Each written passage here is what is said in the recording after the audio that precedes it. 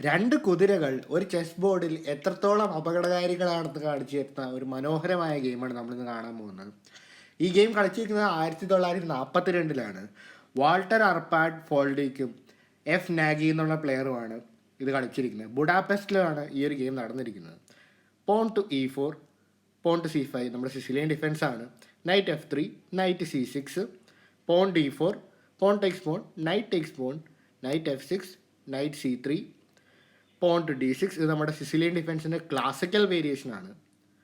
Bishop to G5. അപ്പോൾ ഈ ഒരു ബിഷപ്പ് ടു G5 മൂവ് വരുന്നത് നമ്മുടെ റിച്ചർ റോസർ വേരിയേഷനിലാണ്.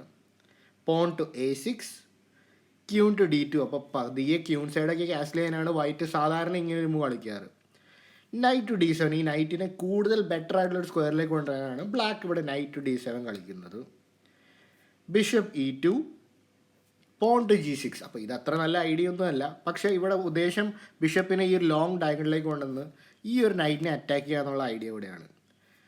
Night D5. അപ്പോൾ ഞാൻ ആദ്യം തന്നെ പറഞ്ഞു കഴിഞ്ഞു, രണ്ട് കുതിരകൾ, രണ്ട് നൈറ്റുകളുടെ പവറാണ് നമ്മൾ ഈ ഒരു ഗെയിമിൽ കാണാൻ പോകുന്നത്. ആദ്യം തന്നെ പറഞ്ഞു കഴിഞ്ഞു. അപ്പോൾ ആദ്യം തന്നെ നൈറ്റ് വന്നിട്ട് ഈ ഒരു സ്ക്വയറിലോട്ട് വന്നു. എവിടെയാണ് നമ്മുടെ പവർഫുൾ ആയിട്ടുള്ള D5 സ്ക്വയറിലോട്ട് അങ്ങ് വന്നു.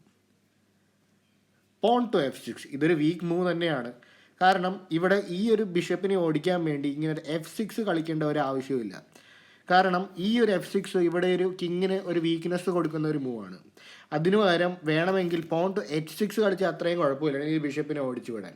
അപ്പോൾ ഉദ്ദേശം ഈ ബിഷപ്പിനെ ഓടിച്ചു വിടുക എന്നുള്ളതുകൊണ്ടായിരുന്നു. പക്ഷേ പോൺ ടു F6 ആണ് കളിക്കുന്നത്.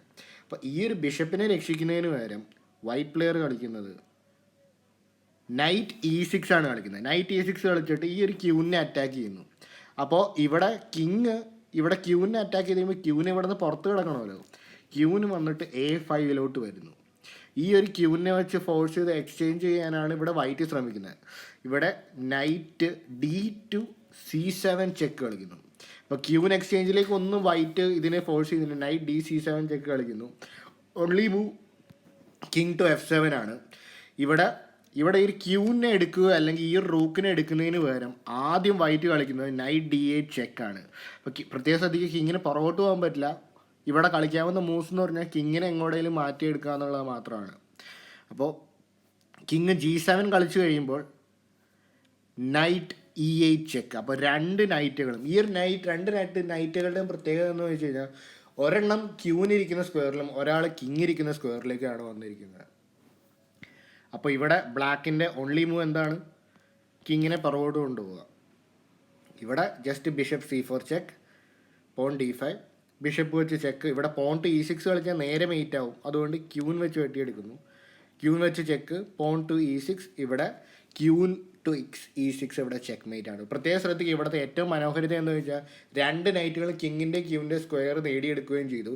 ക്യൂൻ വെച്ചിട്ട് ഒരു മനോഹരമായ ചെക്ക് മെയ്റ്റ് അവസാനം കാണാൻ പറ്റി. നിങ്ങൾക്ക് ഈ ഗെയിം ഇഷ്ടപ്പെട്ടു എന്ന് വിശ്വസിക്കുന്നു. അപ്പോൾ അടുത്ത വീഡിയോയിൽ കാണാം.